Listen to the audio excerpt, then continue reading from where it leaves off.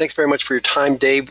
This is Mike Anthony and Dave Flint from the University of Michigan, and we are following this project, the State Building Code Administration. It's a project that's been around on the books for over a year and a half. We would like to see a stronger voice for the user interest in building codes and standards, and so we're approaching every board in the way that we feel is appropriate for their discipline, for their culture, and as you can see that we've got them all here. So what I'm going to do is let Dave talk a bit about the meeting of the Boiler Board, which occurred last Friday. So Dave, you have the floor. Want to bring us up to date on what happened? Okay, the Boiler Board met December 8th, which was Tuesday, and the big topic of discussion was Executive Order 1996-2 that allows the LARA, by name change, to reorganize the different boards and commissions as well as their departments. In doing so, Mr. Keith Lambert, who's the Deputy Director of the Bureau of Construction Codes, presented it to the State of Michigan Boiler Board with its representatives and the Chief Boiler Inspector, advising them that in the future, the department, that would be the boiler department for the state of Michigan, will make all the decisions regarding anything pertaining to variances, request for different codes to be adopted, in that, in essence, a few of the board members questioned Mr. Lambert and said, so basically, we're not doing anything. He says, well, no, you'll be an advisory board rather than an administrative rules board. You will not promulgate rules any longer. That will be up to the department to do that. And so it was a little testy for some of the board members, and the chief inspector for boilers, his first name's Mark right now, I don't remember his last name, but he is Mark Babcock.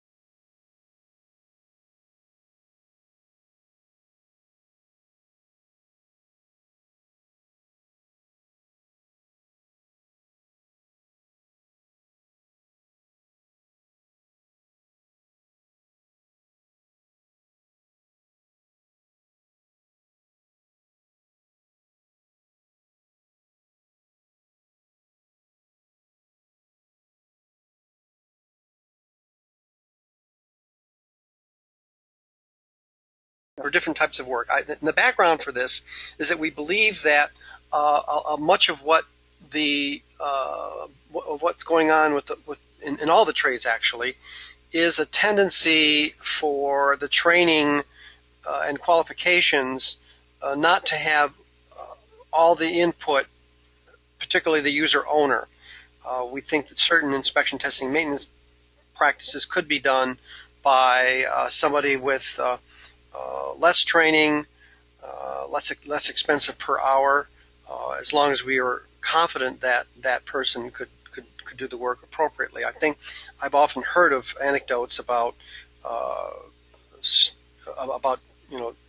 the highest level journeyman doing simple inspection and maintenance tests. In our industry, it's important because very often we have what we'll call non-skilled workers that are perfectly able to take data on the temperature or visually watch a boiler, but the trade unions will typically want to get the highest level person doing that work. So is that work definition locked into the state in any document the state uses?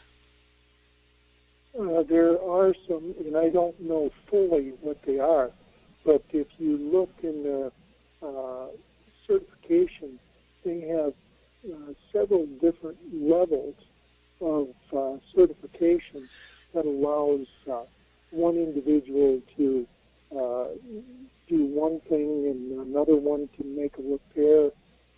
It's like a level 4, so they definitely have many different levels that they deal with, and only that specific level can gain that testing and or operation of a particular boiler. Okay, so all right. There's quite an extensive set. Okay, well, I'll leave that to technical experts. I just asked the question because that approach to managing labor costs, which is usually 2 to 3 times what our material cost is, that at least in across the whole life cycle, that we want to approach that. I don't think I'd ask for radical changes, but I do think there's 10 to 20% of gain of lower total cost of ownership if there's a little more flexibility for the owner to move certain skilled trades activity around. So without any specifics, I think that's possible. Along with that, Mike, is the fact that all the testing will now move towards a third party. In other words, the division will no longer schedule or test the people in grades to test. It'll be moved to a third party. And at the current time, they'll take the questions currently out of the pool that the state has. But in the future, it hasn't been determined whether or not that third party will make up the questions for those tests and certifications. Mm-hmm. Okay, so all right. It's a wide open area. It is a complicated area, wide open, as you say. It'd be nice to see if there's precedents elsewhere. So we'll see. We are rich in opportunities for rationalizing the labor classifications with the actual work, but we have to put it on our list of what can we realistically get done in 10, 15 years. So. Yeah. Okay, so I think that's pretty much it. I didn't want to go too long. That's a pretty, as usual, very comprehensive and insightful, authoritative discussion of what happened at that meeting. Usually a couple hours, 2 or 3 hours. Is that what it usually is? Yesterday it lasted about a little better than 2 hours and 20 minutes. So it was more, I think, because of the issue of the 1996-2 executive order and the fact that everybody had questions about it. So it might be a little longer than normal, but usually they approve license holders or the people that have successfully passed a written examination or mechanical examination, and it takes a little time. So normally the board meetings go about 1.5 to 2 hours. Yeah. Okay. Good. So we'll close this call. This executive order sounds like something we probably want to approach our colleagues with. So at the moment, I'm going to close the formal part of this teleconference, and Dave, you and I will talk a little bit afterward. Thanks very much for your time here, Dave.